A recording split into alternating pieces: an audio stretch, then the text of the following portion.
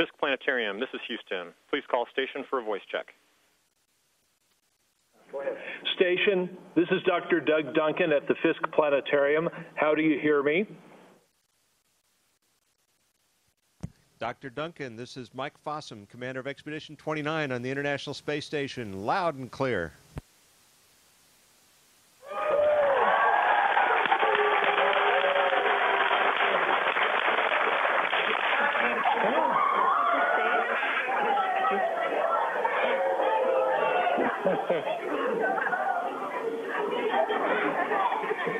Okay, all right, loud and clear. Hi, my name is Emily. My question is, does space travel change the way your body works?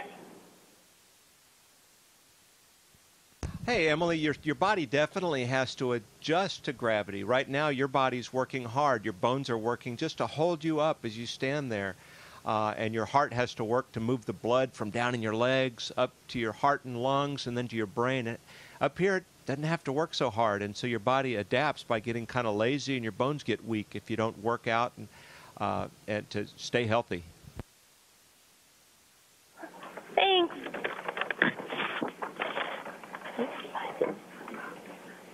Nice and loud. Hi, my name is Stephanie.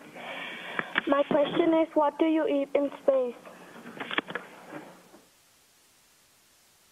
Hey, Stephanie, we eat a lot of the same things that you might eat at home. They're just kind of used, sometimes packaged a little differently. I have some with me right here. When we want to drink, when we want to drink some orange juice, we can't just pour a glass of orange juice because it would fall out of the glass. It'd make a real mess. And so what we do is we have our things like orange juice inside a bag like this. And I'm going to come just a little closer so you can see this. And I'm going to try not to make too much of a mess. But see that? That's the orange juice coming out of the bag. Then I have to catch it.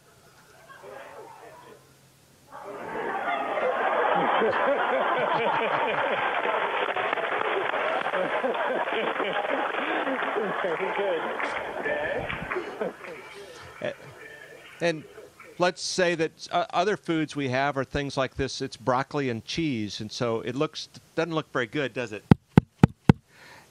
Like this, it's not. They've taken all of the water out of it. It's dehydrated. It's kind of like camping food. So we add hot water, wait a few minutes, and it all reconstitutes and turns into something good to eat.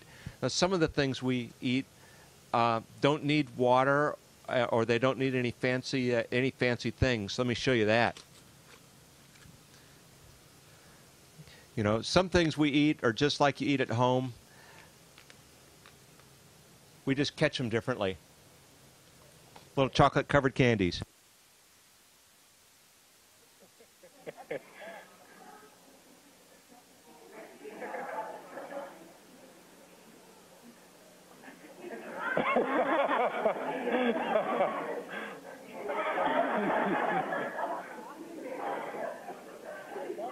Wow. Okay, go ahead. Hi, my name is Lacey. My question is, how do you keep track of time? He's still having fun eating, isn't he? Oh, yeah, I am. Lacey, that's a good question, because day and night don't mean much here. We go around the globe in 90 minutes. And so we have a day and a night every 90 minutes. And so that doesn't, you know, we don't know what time it is by looking out the window and checking the sun. So we have to use our watches. And we set a time, and it's a GMT or standard time, and we wake up based on the clock. And we turn on the lights when it's daytime up here, and when it's nighttime, we turn down the lights so that our bodies adjust to thinking it's time to go to sleep. What a great question.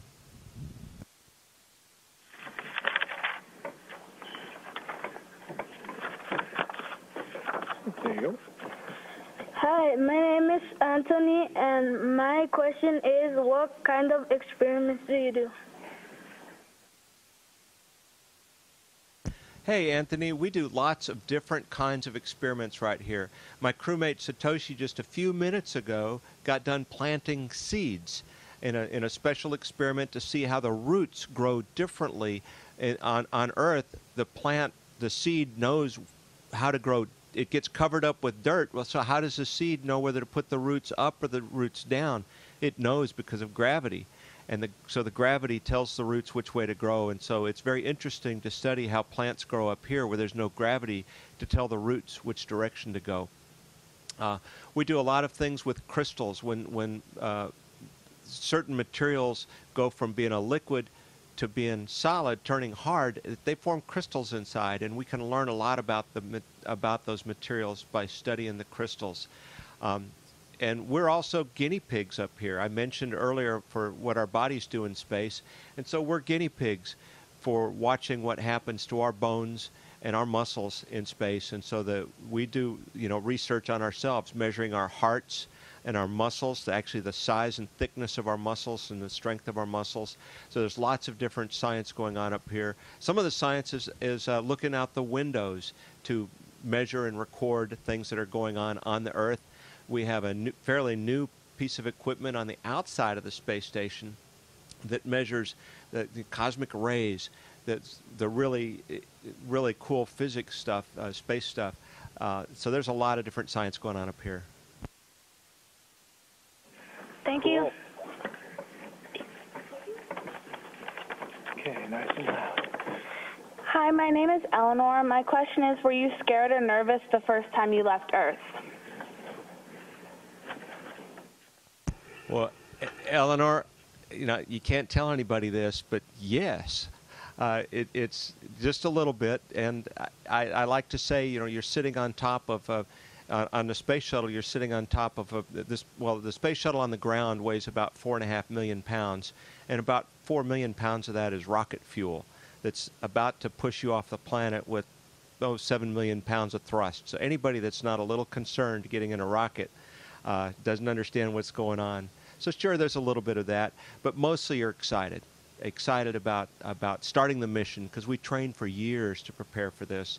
We're excited about going and finally getting to do that which we've trained so long to do.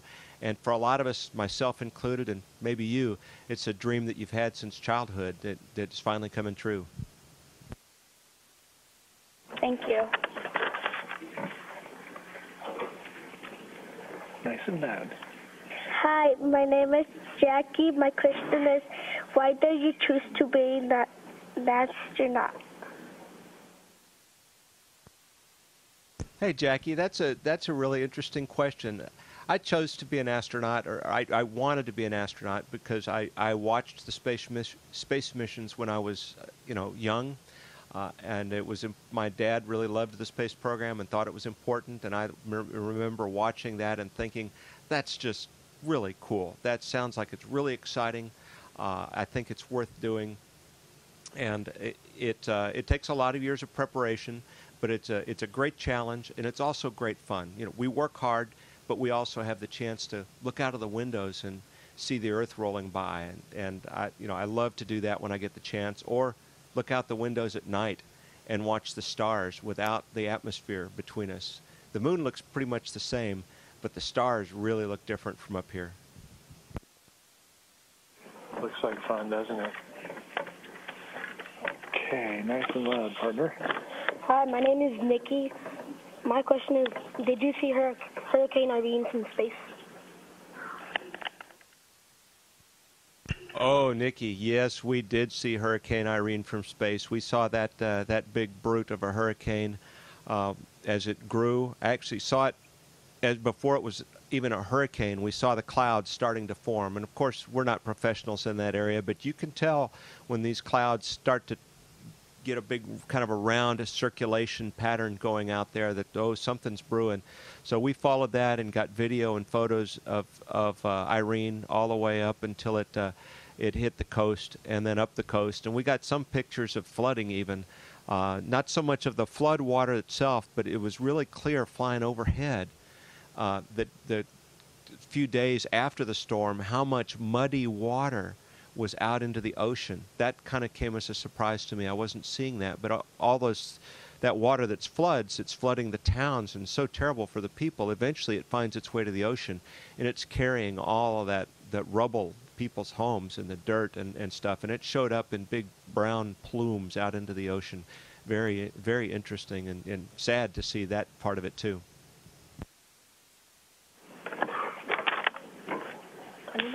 Yeah.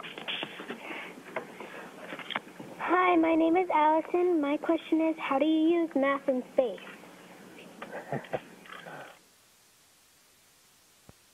That's a good question, Allison, and it's a very fair question too, because all students ask that at different points. Like, am I ever going to use this? Of course you are.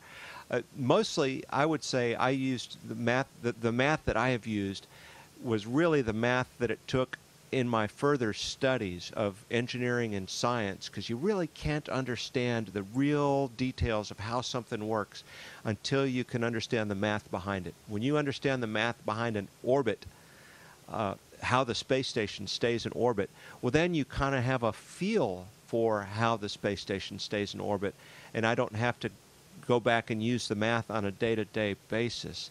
And so I don't use a lot of math every day beyond really simple math. But what that math does is helps my brain learn, helps me learn how to think about things and to really develop an understanding of how things work. And that's where the math really comes in important. And it opens up the world when you can understand the math and apply the math and the physics and science all together. Then you really understand how things work. And I think that's really cool. Thank you. Okay, nice and loud. Hi, my name is Victor. My question is, what do you do for fun in space? Hey, Victor. Well, that's a good question. You've already seen that sometimes we play with our food, which your mom tells you not to do, but up here you just can't help it. But you do have to clean up your own mess if that sticky Kool-Aid or orange drink gets away. You know, I would say probably the favorite pastime of everybody that's been in space, when you have some free time, is go to the window. It doesn't matter day or night. There is something amazing to see outside, and I love, you know, our planet. I love being in the outdoors, and I get outdoors every chance I get to go hiking, and I love, you know, backpacking around Colorado. I'm really jealous that you guys live in Colorado. It's such a beautiful, beautiful, wonderful place to live. And so, to me, it's great to watch it from up above, too. I'll be backpacking in your mountains again as soon as I can get rehabilitated and get back up there. But for now, I enjoy looking at them from up above. Okay, thanks. Okay, nice and loud. Hi, my name is Carlos. My question is, how many days will you be in space? Is that how many days will I be in space? Yes. Okay. I'll be in space. I think the plan is around 165 days, 160 days, about that. And that might be changing a little bit. There's been a few changes in some of our plans, but it'll be about that, which is just short of 3 months, or 6 months rather. And that's a great time. I had 2 short missions on the space shuttle, which were wonderful, but they were just 2 weeks. And after 2 weeks, you're finally starting to kind of get used to living and working up here. But I'll say after 2 months, I was still learning how to work up here. And now I've been up here about 3.5 months, and it's great. I'm enjoying every minute of it. I'd love to go home and visit my family, but you know, right now I'm enjoying this and every minute I can.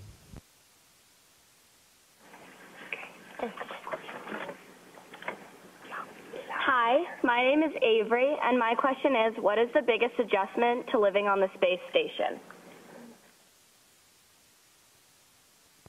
Avery, that's a great question.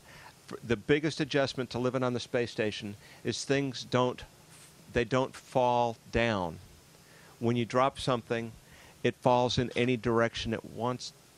It just has a mind of its own. So maybe I'm collecting food for dinner, and I turn my back on it and to get something else out, and then I go looking, and it's not here where I left it. And instinctively we look down, because our whole lives, when you lose something, it probably fell down around your feet.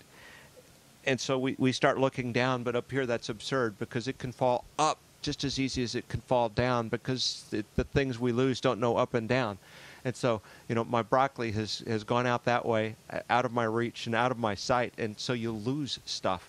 And that's really frustrating to be working on things, to have a tool, or you're taking something apart and there's little pieces, and you're trying to control them, trying to stick them to a piece of duct tape or trying to get them into a baggie or something like that so you don't lose them, and something escapes. And that's a big adjustment, is learning how to control all of your things, because they will wander off in their own directions. Thanks. Good question. Hi, my name is Erica. My question is, have you ever been outside of the spaceship? Yes, Erica. I've been outside of the space station 7 times doing spacewalks, and that is an amazing experience to be outside working on it. You know, it's a very physical thing, because you're moving around in this spacesuit that's inflated, it's pressurized to help keep the oxygen, environment around your body to one where you can live and work hard and be strong in. At the same time, the suit is thick, and so you're working against this inflated suit, and everything you grab, you're walking. We call it spacewalks, but our legs don't do very much. We use our hands to move around the space station as we're moving around out there and going from one place to another. And so sometimes it feels kind of like you're a fly on the ceiling that's just hanging on by its little claw tips, and looking down at the Earth is from outside, looking not through these big thick windows, but through the thin bubble helmet. That's pretty amazing. Hi, my name is Mimi, and my question is, what is your mission on the ISS? Hi, Mimi. This has been a very challenging time in the ISS. We have been building the ISS since 2000, or really since '98. The first pieces came up. The first people came up here in the year 2000, and we've had people up here continuously since then, with fairly regular visits from the space shuttle for most of that time, as we have been building the space station. We are now done, and the space shuttles flew its last flight a couple of months ago. So there are no more space shuttle missions to the space station, and we're transitioning now from a time of assembly, where you're worried about getting ready for the next big piece of space station that's coming up. Now that's behind us. We have accomplished that, and now we're moving into bringing these new experiment facilities into operation, and starting up a lot of the work that the space station was really built to do. So now we can focus on that. A couple of years ago, we went from a 3-person crew up to a 6-person crew, which gives us more people to do more of the science and stuff. Right now, we're down to 3 people for a little while. So we're doing our best to keep that momentum going.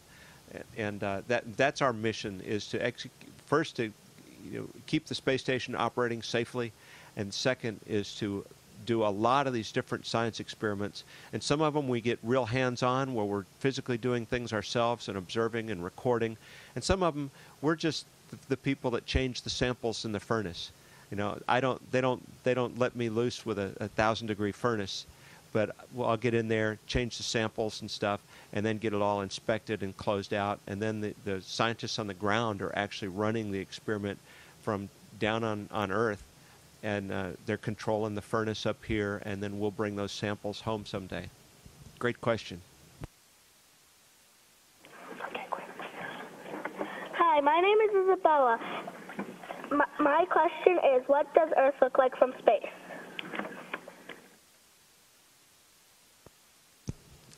Earth is beautiful from space. I'd seen the pictures, but to me, I didn't really understand it until I looked the first time. On my first space shuttle mission, my job was to take photographs of the fuel tank as it fell away from the space shuttle. And so, I got to take off my seat belts and jump up and go to the window as soon as we got to space, which happens fairly quickly. And so I jump up, and I'm looking out, and I realize I'm looking at the Atlantic Ocean down below, with these little dappling of white clouds on the top, and then there's a black sky up above, totally black, and in between was a big curve of the earth, because the horizon was curved, and I saw out at arm's length this little thin band that's our atmosphere. And it shocked me to see how thin that really looks from space. But the Earth is beautiful. You see the oceans, the clouds, the land masses, and that's so varied. The mountains, the deserts, the forests, the lakes, and there's always something different to see. It is phenomenally. I'd say Earth is probably my favorite planet.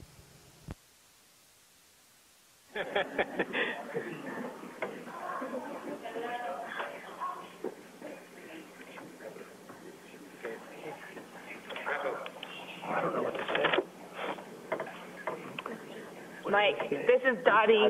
We're here in Colorado, and it's just been so wonderful to talk with you and just hear your answers. And we're sending a big shout out. You guys want to shout out to Mike in space?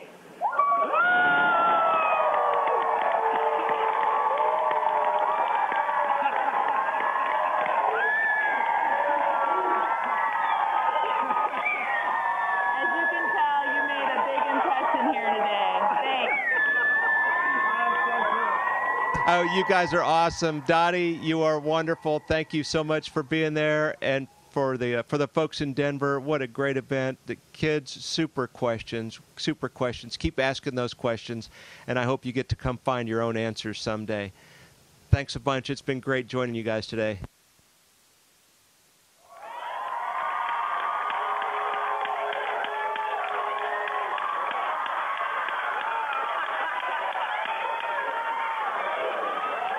Station, this is Houston ACR. That concludes the event. Thank you. Fisk Planetarium and the University of Colorado. Station, you're a big hit. We are now resuming operational communications.